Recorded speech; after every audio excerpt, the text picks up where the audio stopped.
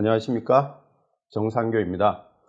지난 시간에 우리가 이 불교 안에서 팔만대장경이라고 하는 방대하고 다양한 부처님의 가르침이 존재를 하는데, 그럼 그 안에서 정통과 이단, 핵심부와 주변부, 그런 의미가 그럼 그 안에 어떻게 우리가 분류를 할 수 있을까? 근데 불교는 그런 관념이 상당히 다른 종교와 비교해 봤을 때 약하다라는 말씀을 제가 드렸습니다. 그 이유는 인도라는 곳이 정치적으로도 내가 어떤 왕조를 잇는다라고 하는 어떤 그 정통성에 대한 관념도 굉장히 약했고, 그래서 그 연대기적인 어떤 역사서의 편찬도 굉장히 드물었다고 말씀을 드렸습니다. 그래서 현재 저희 불교학자들이 인도의 어떤 고문헌을 연구할 때 가장 어려워하는 부분이 바로 그겁니다. 이 논서나 이 경전의 출현, 이런 것들이 과연 언제 이루어졌는지를 추정하기가 쉽지가 않습니다. 그래서 여러분들 불교책 이렇게 학술서든 대중서든 이렇게 보시면은 우리가 알고 있는 유명한 어떤 그 논서들의 저자가, 예를 들어서 우리가 이제 반야경의 공성을 이야기하는 중론 용수보살, 용수보살님의 정확한 생물 연대를 우리가 모릅니다. 그러니까 보면 대부분 몇 세기 경 아니면 이렇게 물음표로 이렇게 쳐져 있어요. 그런 이유가 인도인들 자체가 그런 어떤 연대기적인 어떤 그런 서술을 좀 많이 중요하게 생각을 하지 않았던 그런 것과도 관련이 있습니다. 그리고 또 하나는 정치 권력이 어떤 다른 종교처럼 이 종교, 불교를 통치의 기반으로 삼고, 그렇기 때문에 그 외의 것은 이단으로 본다. 이런 것도 굉장히 인도에서는 약했다는 말씀을 드렸습니다. 그래서 인도의 왕들이 비록 불교를 이렇게 굉장히 이제 전승을 하고 불교 보호에 힘을 썼다 하더라도, 그 왕들은 불교뿐만 아니라 자신의 왕국 안에 있는 다양한 종교를 모두 다 같이 대우를 해줬던 겁니다. 더구나 불교는 교단 자체를 봐도 지금의 바티칸처럼 어떤 중앙에서 통제하는 어떤 권력이 없었어요. 옛날로 치면 로마겠죠, 그죠? 교황청 같은 그런 것도 없었고, 그저 여러 부파가 각자 부처님의 말씀을 전승을 하면서 자신들이 전승하는 부처님 말씀이 진짜 부처님 말씀이다, 이런 어떤 그 생각을 가지고 각자 이렇게 흩어져 나왔고, 그렇기 때문에 우리가 지금 현재 알고 있는 동일한 부파라 하더라도 그 밑에는 또 아마 각각의 다양한 각자의 주장을 했던 것 같아요.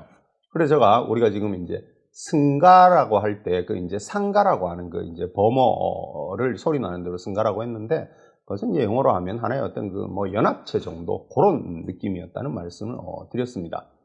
자, 그러면 제가 이제 지난 시간의 것을 이제 같이 이렇게 말씀드린 이유가 뭐냐면, 이러한 역사적 상황, 그 다음에 인도인들의 어떤 사고관념을 우리가 비춰봤을 때, 기존의 어떤 불교, 소위 말해서 기존 부파 불교를 뭉뚱그려서 소승불교, 이렇게 얘기를 하고 새로운 불교 운동을 펼친 바로 이 우리나라 불교의 주류인 대승불교는, 이 핵심부와 주변부의 어떤 관계가 이렇게 좀 인도 불교에서 명확하지 않는데, 그럼 이 대승불교는 정말 대승, 즉 본류였냐 하는 것을 제가 오늘 말씀을 좀 드릴까 합니다. 그러니까 금방 말씀드린 대로 우리나라는 처음부터 대승불교를 이제 받아들였다 보니까 대승이야말로 가장 뛰어나고 완성된 최후의 어떤 가르침이다, 이런 이미지가 굉장히 많이 있어요. 그리고 모든 불교 이론을 대승, 즉 반야경이서라는 공에 입각해서 해석하려고 하는 경향이 매우 많이 있습니다. 그러나 대승 불교가 붓다 인멸 이후 약 4, 5세기 지나서 이렇게 점점 형성되었다라고 하는 것은 분명하니까, 대승 불교를 이름 그대로 대승, 정말 어떤 불교의 가장 어떤 주류였냐, 중심이었냐, 이렇게 보기는 어렵다는 것은 제가 말씀을 자주 드렸습니다. 그렇다면 여러분, 이러한 대승불교의 정체성을 그럼 우리가 어떻게 규정할 수가 있겠습니까? 물론 이것은 쉽지가 않은 문제입니다. 자주 말씀드린 대로 대승불교의 시작이나 어떤 그 기원, 그리고 어떤 집단이 시작을 했는지 그 양상을 우리가 잘 몰라요. 초기 불교의 어떤 양상을. 그래서 이와 관련해서 대승불교의 정체성을 하나의 어떤 그 견해이긴 한데, 초기에 역사적 붓다로의 회귀를 주장하는 운동으로 보는 시각이 있어요. 자, 그러니까 무슨 말씀이냐면, 우리가 역사적으로 봤을 때, 사상사적으로 봤을 때, 초기 불교가 있잖아요. 우리가 초기 불교라고 부르는 부처님 제3시, 그죠? 그리고 인멸 직후. 그리고 많은 이제 그 부파로 갈라져서 여기에 대한 어떤 또 말씀을 정리하는 부파불교 시대. 그리고, 여기 어디쯤에선가 이제 대승불교는 기원 전후로 나타났던 거예요. 대승불교 운동을 펼쳐가지고. 자, 그러면, 이 대승이란 이름을 쓰면서 기존 불교를 전부 소승이라고 했다 그랬잖아요. 그러면 기존 부파불교는 모두 짜잔한 불교고, 뭔가 부처님 말씀으로부터 뭔가 이탈한 것 같은 느낌인 거예요. 그래서 대승불교 쪽에서는, 그래서 우리는 새로운 불교 운동을 일으킨다. 그게 대승운동이잖아요. 그죠? 그러면 대승불교는 왠지 기존의 불교가 이탈된 것 같으니까 대승불교는 뭔가 제자리를 찾으려고 한다는 느낌이 있잖아요. 아니, 그래야 대승불교 운동에 정당성이 생기는 거잖아요. 기존 불교가 아무 문제가 없어. 그럼 새로 나온 불교는 이게 이상한 거죠, 그러면. 그렇지 않나요? 그러니까 이 새로운 대승불교 운동을 했다라는 것은 이름이 벌써, 우리는 대승이야, 기존은 소승이야, 이렇게 했다는 것부터가 기존 불교가 뭔가 문제점이 있다라는 전제가 깔려 있는 겁니다, 이거는. 그죠? 자, 그러면 이 대승불교는 정말 그 고타마 부처님 시대의 가르침으로 복귀를 목적으로 하는가? 여기에 대해서 한번 말씀을 드려보겠습니다. 제가 몇 번 말씀드렸으니까, 대승불교의 기원이 대중부로부터 됐냐, 아니면 제가자로부터 되었냐, 이런 여러 가지 학설이 있다고 제가 이제 말씀을 드렸으니까, 그건 제가 이제 생략을 하도록 하겠습니다. 자, 그런데, 이 대승불교가 역사적인 그 부처님으로 회복을 시도한다라는 관점은 금방 말씀드린 대로 기존 부파불교가 굉장히 부처님의 참된 가르침의 의도를 잊고 있었다라고 하는 생각에서 출발을 하는 겁니다. 그죠? 그러면 이러한 주장에는 또 뭐가 포함되어 있냐면, 이 출가자 중심의 기존 부파불교는 매우 배타적이다라는 뜻도 가지고 있는 거예요. 그래서 자주 말씀드렸잖아요. 이 히라카와 아키라 교수가 얘기한 히라카와설에 보면 대승불교는 제가자들이 만들었다. 그건 뭐예요? 기존 부파불교가 출가자들끼리 자기들끼리만 부처님 말씀을 전승하니까 이 매우 배타적이다, 이제 이런 또 생각이 깔려 있다는 겁니다. 자, 그런데 여러분, 여러분 이제 불교 공부를 또 이렇게 다들 열심히 하시겠지만, 여러분들 중에는 이제 키무라 타이켄이라고 하는 학자의 이름을 들어보신 적이 있으실 겁니다.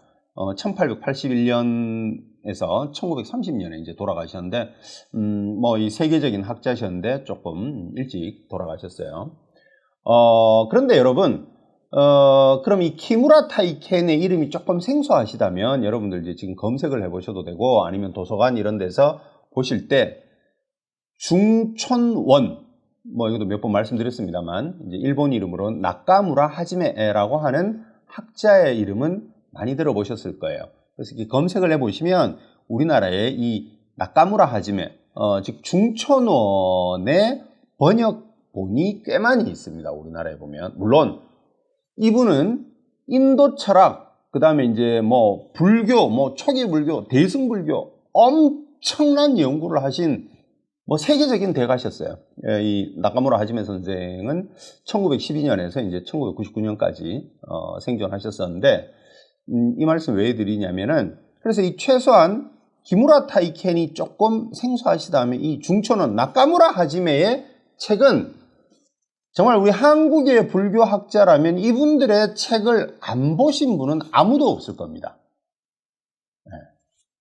그런데 이 나카무라 선생의 스승이 누구냐면 조금 여러분 이제 헷갈리실 수 있는데 그 스승이 이제 우리 이 말로 읽으면 우정백수 즉 우이학구주라고 하는 선생님이 바로 이 나카무라의 스승이었어요. 이 우이학구주가 1882년에서 1963년까지 즉 이 나카무라 하지메의 책을 우리가 많이 봤다 그랬잖아요. 이분의 스승이 우이학구주인데 이 우이 선생과 동시대에 불교학에 대해서 엄청난 논쟁을 펼쳤던 분이 바로 제가 처음에 말씀드린 기무라 타이켄이에요. 제가 그 이제 기무라 타이켄이라고 하는 분이 어떤 분인가를 제가 말씀드리려고 이렇게 좀 말씀드렸는데 그래서 이 뭐 다 세계적인 학자들이세요. 그리고 이 지금 우이 학구주 같은 경우는 1950년대 이제 이분의 책이 또 우리나라에 많이 이렇게 알려지면서 뭐 우리나라의 불교학은 사실 이 뭐 우이 학구주, 나카무라 하지메 이런 분들 뭐 그 외에도 많이 계십니다만 이런 일본 학자들의 연구 성과에 엄청나게 저희가 이제 그분들의 연구 성과를 기반으로 공부를 이렇게 많이 했습니다. 자, 그런데 지금 이제 오늘 주제와 관련해서 이 기무라 타이켄이 대승불교 사상론 이라는 책에서 뭐라 그러셨냐면 부파불교의 형식화를 타파하고 붓다 정신을 시대에 맞게 부활하는 것을 목표로 일어난 것이 바로 대승운동이다. 따라서 대승이라고 하는 것은 소승의 연장이면서도 형식의 얽매인 소승에 대한 저항운동이다. 이제 이렇게 얘기를 하십니다. 그러니까 제가 처음 말씀드린 대로 대승불교 운동의 어떤 정체성을 어떻게 찾느냐. 즉, 붓다 시대로의 회귀를 의미하는 것이다. 즉, 복귀를 의미하는 것이다. 이렇게 보는 시각이 있다 그랬잖아요. 그죠? 이 기무라 타이켄의 책에서도 그런 내용이 이렇게 나오는 겁니다. 자, 그리고 또 이 시대에 또 이제 활동했던 엄청난 또 대가가 그냥 여러분들 이제 한번 들어놓으시면 다른 데서 또 들으실 기회가 있으실 수 있는데 다 지금 제가 말씀드리는 학자들은 저희 뭐 불교 학자들은 뭐 기본적으로 공부를 해야 되는 분들이에요. 그래서 제가 한번 말씀드리는데 그 다음에 이제 이 미야모토 쇼손이라고 하는 또 이제 학자가 계세요. 이분은 이제 1893년에서 1983년까지 이제 생존해 계셨는데 이분은 대승과 소승이라고 하는 책에서 뭐라 그러시냐면 붓다의 사실적 말씀에 기반한 것이 근본 불교인데 붓다의 인멸에 의해 그것이 상좌부로 이어진다. 지금 저 스리랑카의 전통이 된 이제 상좌부 전통으로 이제 이어진다. 근데 대승은 상좌부와 그에 대항하는 대중부의 교학을 아울러서 보살불교를 일으켰다 이렇게 얘기합니다. 그래서 상좌부가 처음에 있고 여기가 이제 너무 보수적이다 보니까 좀 더 진보적으로 나온 게 부파 중에서 이제 대중부라는 부파거든요. 그래서 정통의 계승 및 새로운 불교적 측면을 분리적으로 융합한 것, 즉 분리, 두 개가 아닌 즉 하나로서 융합한 것이 근본 불교 회복을 목표로 하는 대승의 본래 모습이다. 이제 이렇게 얘기를 하십니다. 그러니까 여기서도 어떤 시각이 있어요. 대승은 2500년 전에 부처님께서 처음 설하셨던 그 초기 불교로의 어떤 회복, 복귀 운동이다. 이제 이런 시각이 이제 깔려 있는 거예요.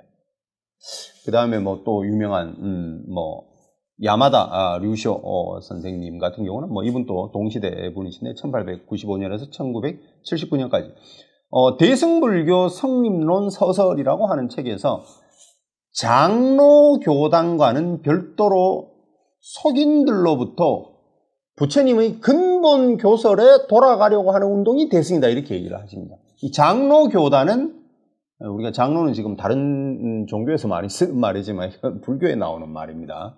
이제 부파불교를 얘기하는 겁니다, 이제. 그래서 이 속인들, 제가자들이 근본 불교로 돌아가려고 했던 운동이 대승이다, 이제 이렇게 또 얘기를 하시고, 이제 또 다른 학자는 사유구사 선생님, 이분은 1923년에서 이제 2010년까지 이분도 엄청난 분이세요. 쓰신 책들 보면 정말 이 소위 말하는 글쎄 벽돌 수준을 넘죠. 제가 봤을 때 거의 고인돌 수준의 이런 책들을 써내시는데 근데 이분이 쓰신 이제 인도불교 사상사라고 하는 책에도 보면 여러 가지 운동이 일어나고 그것이 이제 대승불교가 된다. 거기에는 부파불교가 잊어버린 붓다의 근본 정신으로 돌아가자는 의도가 적지 않았다, 이렇게 얘기를 하십니다. 그러니까 지금 이런 내용들은 다 하나같이 다 뭐예요? 대승은 기존에 있던 불교가 부처님의 말씀에서 많이 벗어났고 잊어먹고 했으니까 대승은 그야말로 그 부분을 자각을 해서 대승운동을 일으켰다, 이제 이런 내용이 되는 거잖아요, 그죠? 그런데 제가 이렇게 좀 여러분들한테 매우 생소하실 수 있는 이런 이제 그 일본 학자들의 어떤 저서를 중심으로 이렇게 말씀을 드리면은 다른 곳에서도 제가 좀 이런 말씀을 많이 듣습니다. 우리가 이제 아무래도 역사적인 어떤 아픔 때문에 어떤 일본에 대한 불편한 감정을 많이 가지는 것도 맞습니다. 그런데 제가 지금 언급한 이 학자들은 이분들의 어떤 그 연구 성과를 공부하지 않은 우리나라 불교 학자는 아무도 없을 정도로 대표적인 분들 중에서도 몇 분만 제가 지금 말씀을 드린 거예요. 그래서 이분들은 또한 당대 일본을 대표하면서도 또 세계적인 불교 학자인 거예요. 단순히 그냥 일본 학자다 이런 의미가 아니고요. 참고로 제가 금방 말씀드린 미야모토 쇼소는 현재 일본에서 가장 큰 불교 학회가 일본 인도학 불교 학회라는 곳이 있는데 여기 초대 이사장을 지닌 분이에요. 참고로 이 학회는요, 1951년에 이제 그 창립되었고 현재 그 회원이 거의 2,000명에 달해요. 인도 학 그리고 불교 학자가 2,000명입니다. 2,000명. 여러분 놀랍지 않습니까? 그러면 그래서 이 해마다 늦은 여름 8월 말이나 9월 초에 이 학회를 열거든요. 1년에 한 번씩 일본에서. 그럼 여기는 1박 2일 동안 열어요. 보통 대학 하나를 빌려가지고 보통 이제 불교학 이제 이런 그 인도학이 있는 곳 대학에서 이렇게 여는데 1박 2일 동안 여는데 각 그 분과가 어떻게 돼 있냐면 인도 불교, 중국 불교, 티베트 불교, 일본 불교, 초기 불교, 밀교 이렇게 엄청난 분과로 나눠져 가지고 1박 2일 동안 열어요. 1박 2일 동안. 그럼 이 1박 2일 마치고 나면 여러분 물론 1인당 발표 시간은 20분이에요. 15분 발표하고 5분 질의응답하고 딱 끊어버립니다. 왜? 워낙 많은 그 분과가 동시에 진행하니까 동시에 같은 시간에 시작해서 같은 시간에 마쳐야 돼요. 그러니까 정확하게 시간 맞춰서 발표하고 시간 안에 질문 딱 하고 답변하는 것 자체도 중요한 발표 기술이라고 얘기를 하는 겁니다. 그래서 시간을 칼같이 지켜요. 그럼 이 1박 2일 마치고 나면 어마어마한 연구 성과가 또 나오겠죠. 그죠? 그래서 우리나라 불교학자, 중국학자, 대만 학자들 다 거기 갑니다. 그러면 이렇게 엄청난 연구 성과가 나오다 보니까 이 서양 사람들이 동아시아 불교, 우리 중국, 한국, 일본, 동아시아 불교를 알려고 접근할 때 중국 불교는 원래 불교에 있어서 아주 큰 흐름이다 보니까 중국 불교는 당연히 연구를 많이 하죠. 그럼 그 중국 불교를 기반으로 이제 발전한 한국이나 일본 불교 같은 경우에 이 서양 사람들은 한국은 불교 학자 자체도 워낙 조금이고 그 역사도 길지가 않고 이러다 보니까 다 일본 학자들이 일본 불교에 대해서 엄청난 연구 성과를 냈기 때문에 그것이 영어로도 많이 번역되어 있고, 그러니까 서양 사람들은 일본 불교를 많이 볼 수밖에 없는 거예요. 중국은 원래 기본적으로 본다 해도. 그런 아픔이 있는 거예요. 우리나라는 이제 불교 학자도 적고 이러다 보니까 연구 성과도 이제 적고. 그래서 뭐 좀 다른 얘기입니다만, 우리가 이제 한국 불교의 세계화를 엄청나게 얘기를 많이 해요. 이 한국 불교의 저력은 동아시아 불교의 전통을 중국, 일본과 비교했을 때 상당히 잘 보존하고 있는 저력이 있습니다.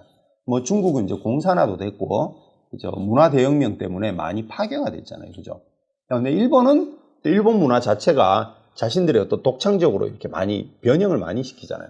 그런 거 봤을 때 한국은 어떤 동아시아의 어떤 그 선종 전통이 잘 남아있다라고 보는데, 외국 사람들이 우리나라 절에 와서 직접 그 불교를 다 경험할 수는 없잖아요.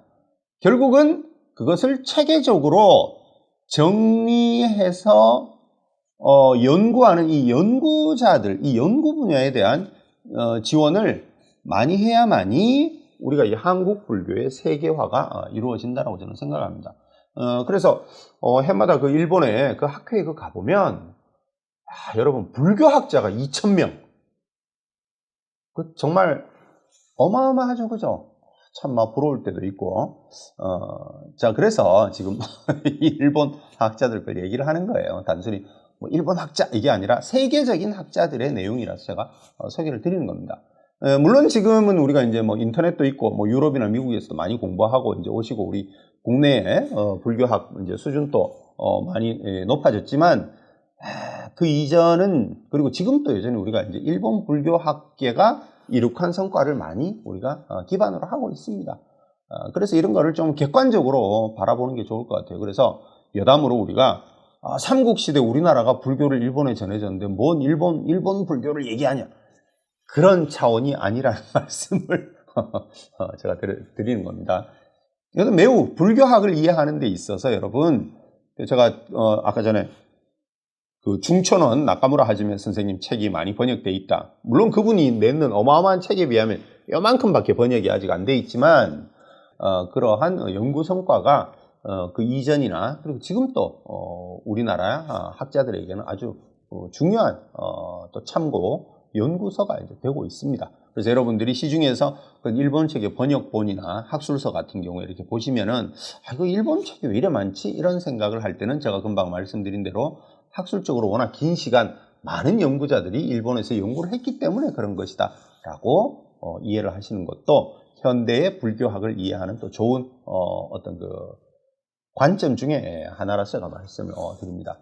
자, 그런데 금방 제가 이제 말씀드린 이 대승불교가 초기 붓다의 가르침으로 돌아가는 복귀 운동이다 라고 보는 시점에 대해서 바로 이 오타케 스스무라고 하는 이제 또 일본의 또 소장 학자가 계세요. 뭐 우리나라 학회에도 이게 자주 오시고 하신데, 이제 이분이 이제 이런 얘기를 쭉 하시면서 야, 그거야말로 대승불교 쪽에 정신승리가 아니냐, 이제 이렇게 얘기를 하십니다. 여러분들 이 정신승리라고 하는 말은 다 아시죠?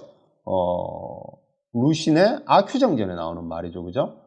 그러니까 이 대승불교 쪽에서 어떤 정통성을 찾기 위한 바람이 바로 대승불교는 초기 불교의 어떤 그 붓다의 말씀으로 돌아가려고 하는 것이다 라고 하는 주장으로 나타난다라고 이 오타케 선생님은 또 이렇게 주장을 하고 있습니다. 일단 뭐 말씀드린 대로 대승불교의 어떤 정체성을 이렇게 본다면, 부파불교, 즉 기존 불교는 붓다의 원의를 잊어버린 집단인 것이고, 거기에 대한 안티테제로서 이제 대승불교가 나온 게 되는 거예요. 자, 그럼 그 점에 대해서 한번 이 오타케 선생의 어떤 주장을 한번 보면요.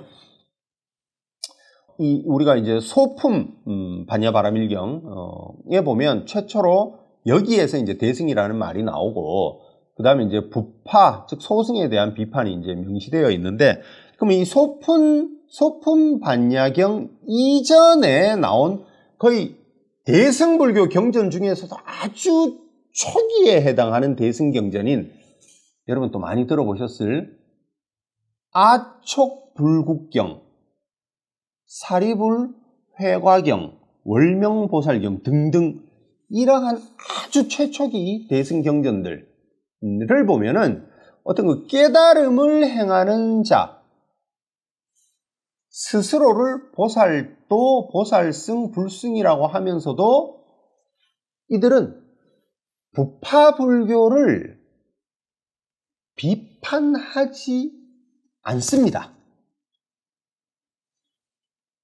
그러니까 여기 최초기 대승불교 경전에서는 그렇게 부파불교를 비판도 하지 않고 또 대승을 관통하는 공사상도 아직 그렇게 명확하게 나타나지 않습니다.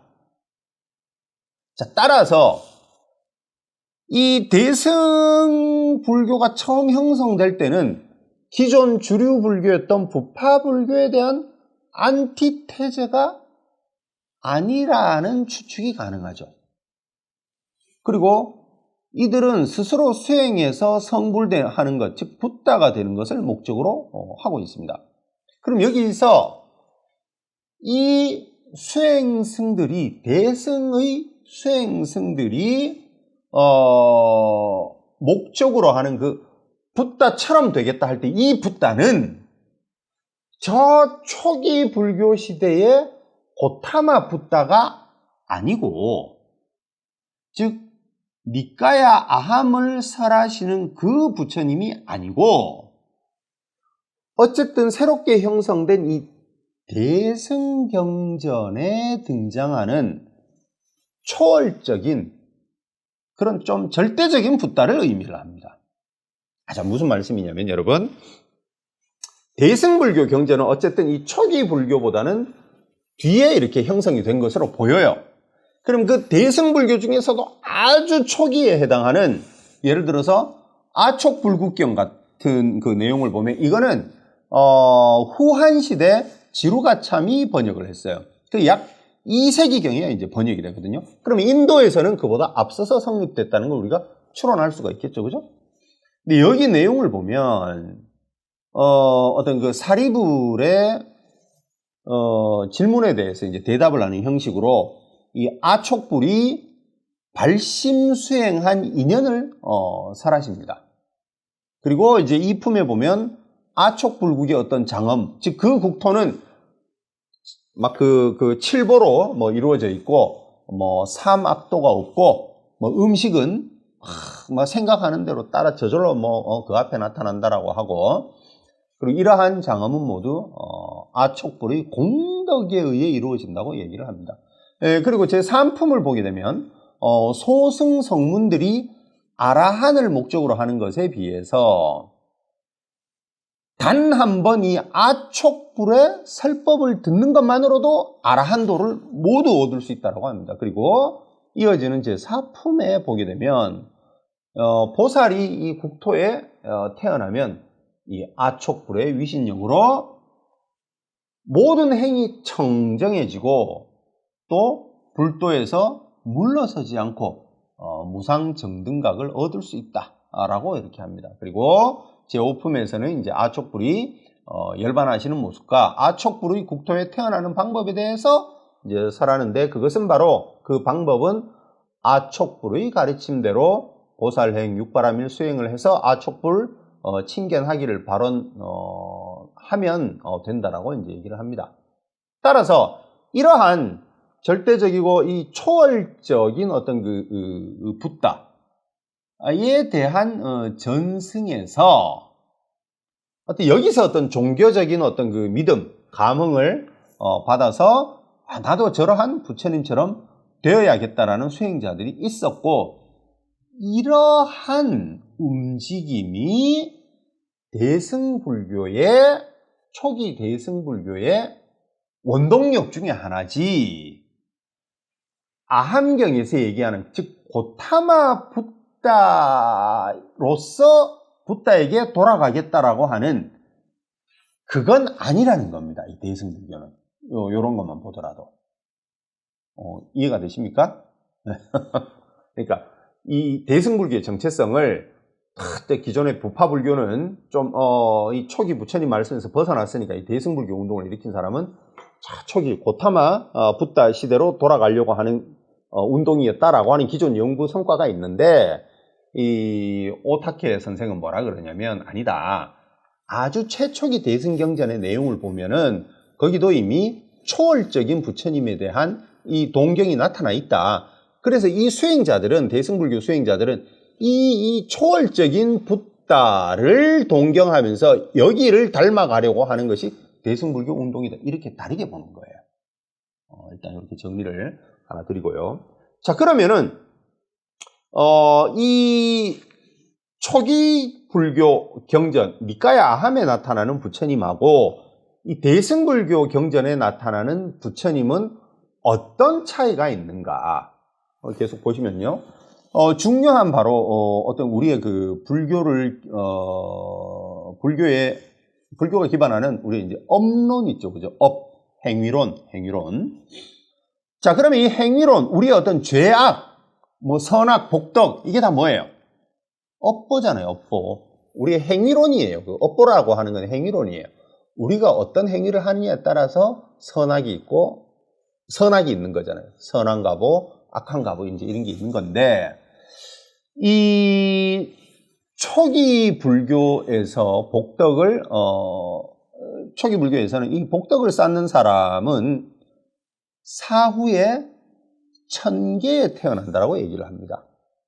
그런데 우리가 흔히 이 다른 종교를 가진 분이나 아니면 불교를 처음 접하는 분들한테 이런 얘기를 하면, 복덕을 쌓았으니까 천상에 태어나니까 다른 종교에서 얘기하듯이 어떤 천국에 태어나니까 좋은 거다. 이제 이런 생각을 우리가 가지고 있거든요. 근데 불교에서는 아시겠지만 천상계든 어디든 뭐 지상보다는 좀 나을지 모르겠지만 그거는 완전한 깨달음이 아닌 거잖아요. 일단 다시 태어난다라는 것. 그래서 불교에서는 인천의 스승이 바로 수행자이고 부처님이잖아요. 사람과 천신의 스승이 부처님이신 거잖아요.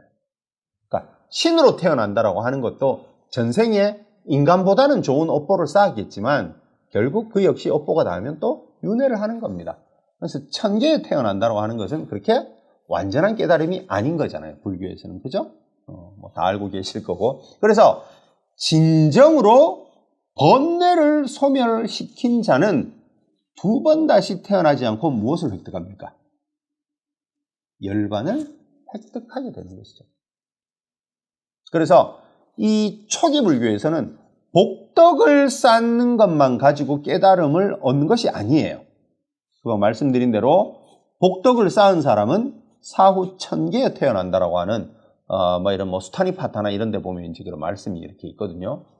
근데 여러분, 우리가 이제 대승불교가 이제 되면은 법화경이나 무량수경 이런 데 보면 무수한 복덕을 쌓아서 성불을 한다라고 합니다. 약간의 그 미묘한 차이를 아시겠어요?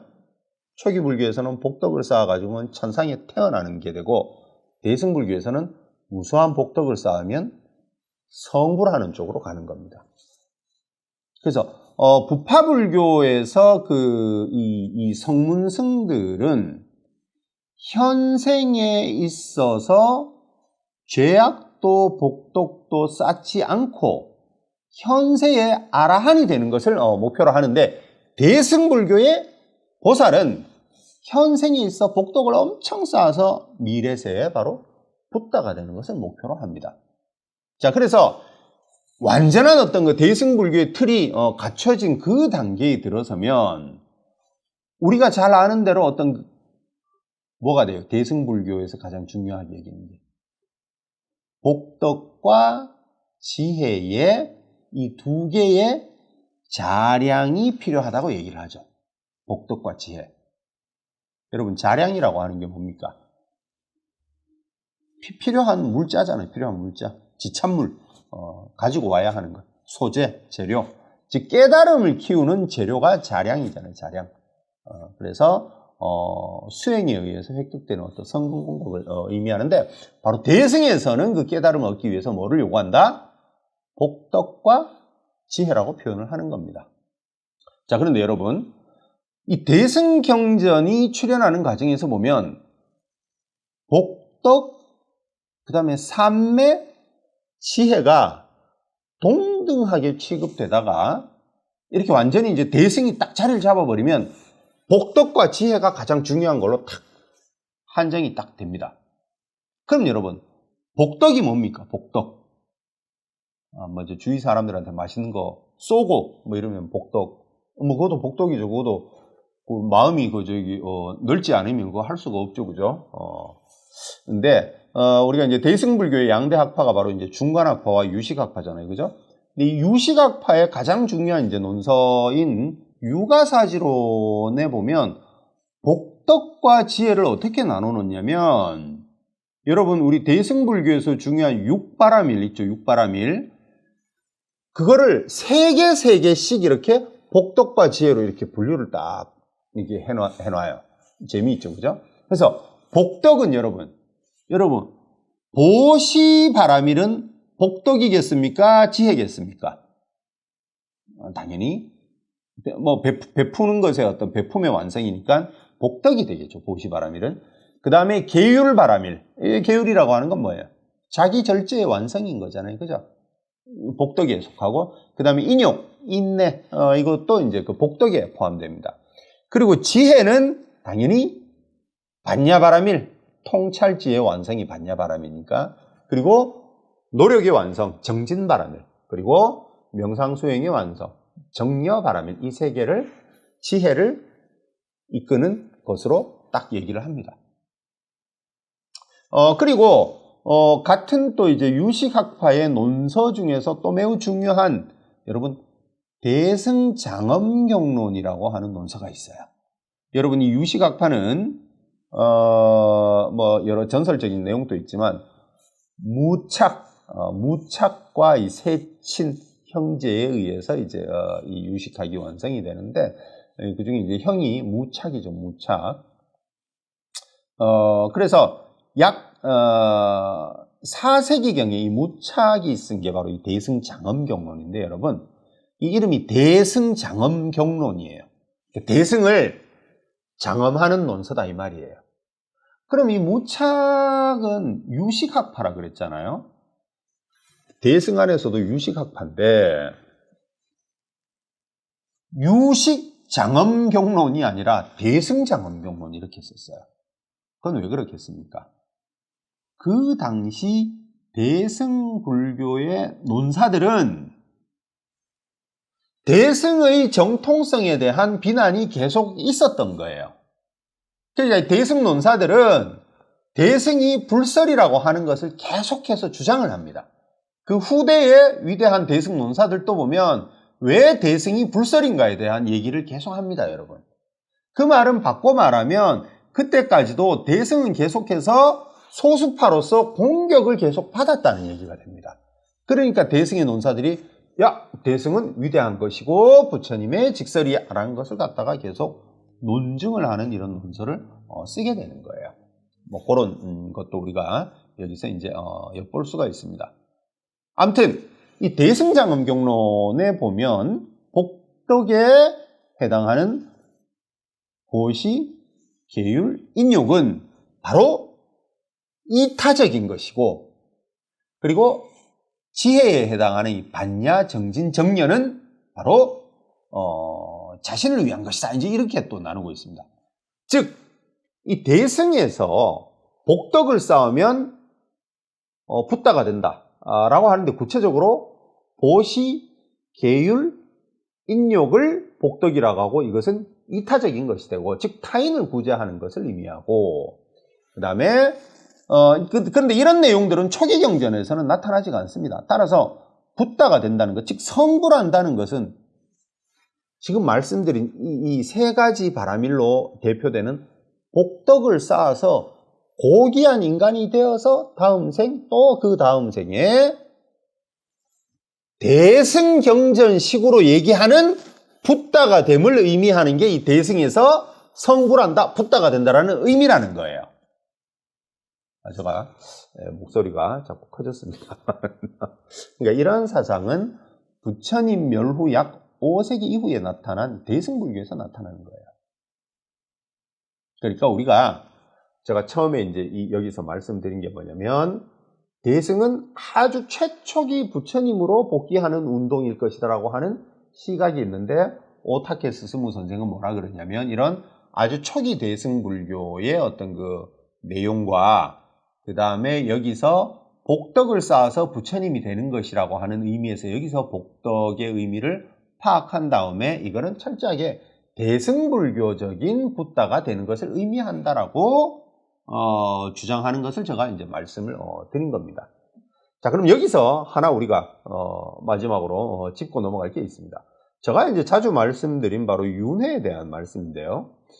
어느 아주 유명하신 이 종교 전문 기자분이 이제 그 어떤 스님들과 제가 인터뷰하는 걸 이렇게 봤는데 유튜브에서 이 중론을 쓰시고 반야경의 공성을 철학적으로 확립하신 용수보살님, 즉 이 나가르주나의 이 중론에서 윤회도 해탈도 중생도 부처도 뭐 다 공이다 이렇게 했기 때문에 윤회는 없다라고 이제 어떤 분이 말씀하시는 걸 이 기자분도 이렇게 다 듣고 맞습니다 뭐 그렇게 말씀하시는 기자가 있었는데 제가 조금 놀랐습니다. 이거는 뭐 일반 좀 상징적인 설법이면 제가 모르겠는데 지금까지 제가 말씀드린 대로 대승불교에서 특히 공덕을 쌓아서 붓다가 된다라는 것은 이 대승불교 경전의 논리에 따르더라도 다음 생, 다다음 생에 그렇게 되는 거예요. 즉 윤회가 기반되지 않으면 이런 대승경전이 설하는 복덕을 쌓아서 붓다가 된다라고 하는 논리 자체가 성립이 안 됩니다.